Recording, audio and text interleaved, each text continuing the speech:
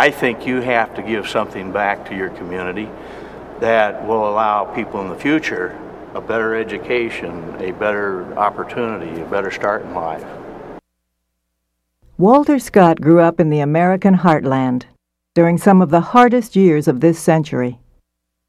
I grew up in the Depression. We made our own entertainment. We played games that took a can or took a handkerchief or something to play with. That's what we could afford to play with. I don't think any of us at that time felt we were particularly poor or particularly bad off because nobody was telling us.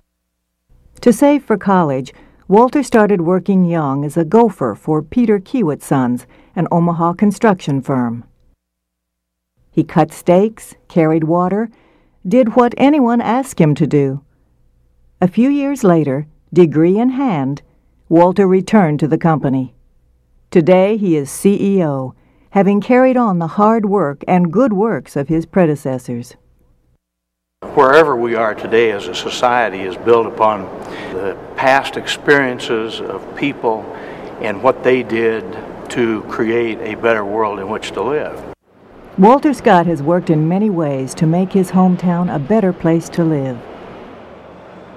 His most important project is the zoo, where his concern for youth, community development, and education come together.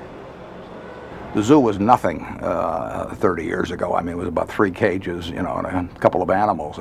And he tackled that, doing the job right.